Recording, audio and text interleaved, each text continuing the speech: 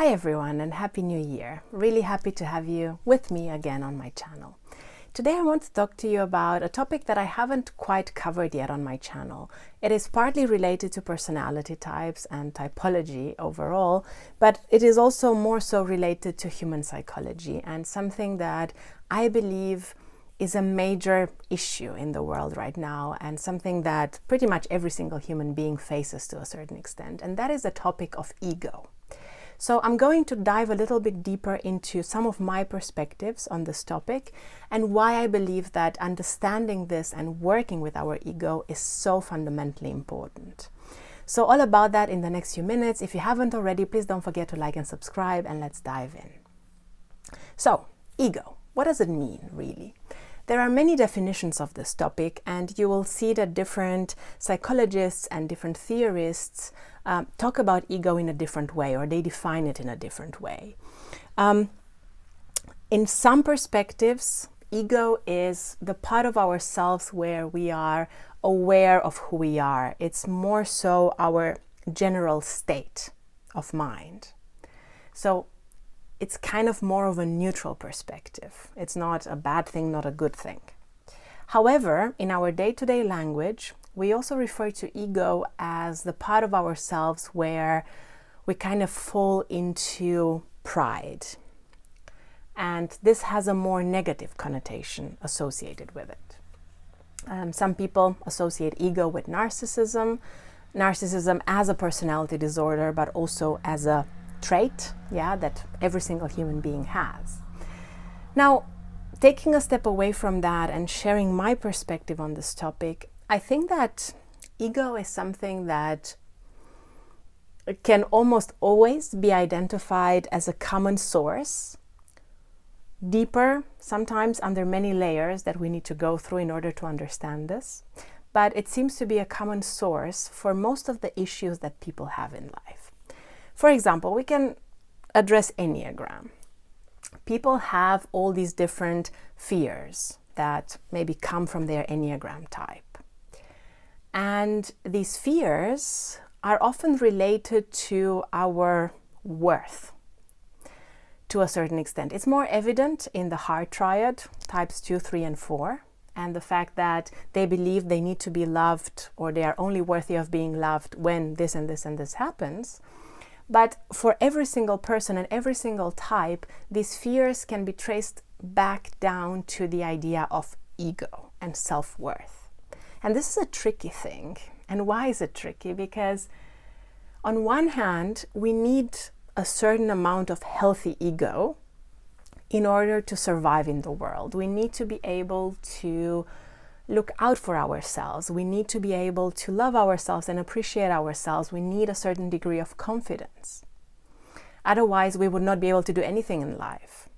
However, when this goes too far into a toxic ego, we start creating a lot of problems, not only for the world around us, but also for ourselves. And that's the tricky thing. We can talk about narcissism as a personality disorder in terms of its pathology, and we will see that that's the extreme of ego.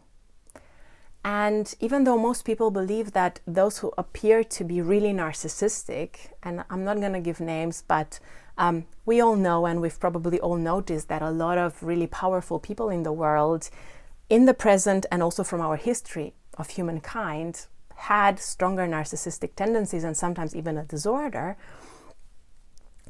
We often think that these people are really confident because they appear to be confident. They appear to don't really care about what other people think about them. They appear to be a force of nature, a powerhouse. But what we know about narcissism is that it stems from a very deep insecurity of feeling that one is not worthy enough, one is not lovable enough, one doesn't deserve love and appreciation from others. And all of these behaviors, these forceful behaviors that people manifest on the outside, are a way to kind of compensate for that insecurity, for that lack of self-worth and self-love. So if you think about it, and if you reflect on your own experiences and the things that are challenging, I'm sure that You will start talking about, for example, oh, I feel really bad that I'm not progressing more in my career, or I'm not successful enough in what I do, or I don't make enough money, or I don't feel comfortable to interact with these people, or I have a very unsuccessful love life. That yes, of course, there are very pragmatic challenges to the things that we experience. Sometimes we don't have enough money in order to satisfy our basic human needs, and that doesn't really have much to do with ego. It has to do with some practical challenges that we have. But a lot of the times, human suffering, especially in our Western world, where on average more of our basic needs are met, not always, not for everybody, but overall this is very common. A lot of our suffering comes from this fragile ego. And our fragile ego is something that tells us a lot of lies. It tells us so many lies about how we should be and how we should behave, and what is valuable and what is not valuable. And the problem is not necessarily that, what the ego makes us do is bad, because sometimes the ego tells us work harder, or go and do that thing that scares you. That's fine, that's great. But the problem is when we completely identify with our ego, when we cannot separate anymore between who we are and what this ego or what this proud part of ourselves is telling us to do and to think and to feel and to behave. And that's where the problem starts. Yesterday, I wrote a post on LinkedIn because I was reflecting on the balance or the secret sauce of mental health at the workplace, which I believe lies at the intersection of responsibility and humility. And what do I mean by that? Responsibility means that we take on our ego and we understand what we need to do in order to achieve certain results in whatever profession we have. We do our part, we work, we try, we fail sometimes and try again. We get better at something, we invest in our development, and we improve the work that we do. We contribute with our own skills and abilities and tasks. But of course, in any profession, there are things that are out of our control. For example, how the market changes, how technology changes, how the workforce changes, what our clients decide to do that is independent of what we want, what our boss or our coworkers decide to do that's also independent of what we do.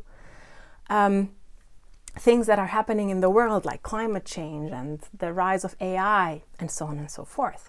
And all of these things are not really under our control, and they do have an influence on the work that we do and the results that we can get. And it's really, really important to see both of these sides. Why? Because when we fall too much into the space of responsibility, we get too much into the space of ego. And what does ego mean? That when things go our way and we do get the results that we want, we feel like, I'm the perfect human being. And it can go to our heads. But when things don't go our way because there are too many external factors that are influencing what we do, we feel extremely defeated. And both the arrogance and the state of being defeated are extremely fragile states because they are not rooted in our own sense of self-worth. They are rooted in whatever is happening around us. And they are way too much based on external validation. On the other hand, if we fall too much into the space of humility and we believe that it's always up to other people, that I'm not doing much to contribute. Oh, it's nothing. What I did is nothing. It's not important. No matter what I do, it's not really going to have a huge impact or an important impact. Then we risk this idea of not really understanding our own contribution and not putting in our part and our efforts into getting to where we want to get with our own work or with our teamwork or the company that we work for. So ego is tricky, and I think we are all sometimes blind to our own egos, our own pride, and also our own envy. Another topic that I think is extremely important to highlight here is the fact that criticism is something that gets to most people. Regardless of whether we want to admit it or not, we don't like to be criticized. We might rationalize it and say it's good, but most people don't like to be criticized, and it can hurt in our egos, right? And there are two types of criticism. There's constructive and there's destructive criticism. Constructive criticism is the type of criticism where after you heard it, after you perceived it, you feel that, okay, this was useful. I can now take something from this, implement it, and get better. You feel empowered after you hear this. Destructive criticism is the type of criticism that comes in a much more, kind of like a personal attack type of way. It's much more emotional. It's not really referring to specific behaviors a lot of the time, or sometimes it is, but it's hiding something else. And it's the kind of criticism that makes us feel disempowered after we hear it. And what's the difference between the two? Well, in most cases, constructive criticism comes from good intentions and someone really wanting to positively contribute and support us, whereas destructive criticism most often comes from envy. Envy that is seen and recognized, or envy that is suppressed. And we don't want to deal with it. We don't want to look at it. So again, ego comes into place. Because when we don't want to look at our ego, we don't want to see it, we don't want to recognize it, we're not aware of it, envy will keep coming up. We'll get triggered by people who seem to know better than us, to look better than us, to have something that we don't have, or at least we think that they have something we don't have, and then we will project our own insecurities onto them. So I guess I'm really passionate about this, and I'm here to say, regardless of what your type is in MBTI, in Enneagram, regardless of how you perceive yourself to be, something that might be worth exploring is the topic of ego. Where is it that you feel insecure and a little bit fragile inside? And what are some of the actions that you can take to work with that, to address that, rather than to hurt others or to hurt yourself even more? Thank you so much for watching this video. Thank you for being me once again. As always, I'm really appreciative of you being here on this journey, and in the description below you'll find a link for my website in case you're interested in learning a little bit more about the self-awareness coaching services that I offer. Thanks a lot, and see you next time with another video on typology and human psychology.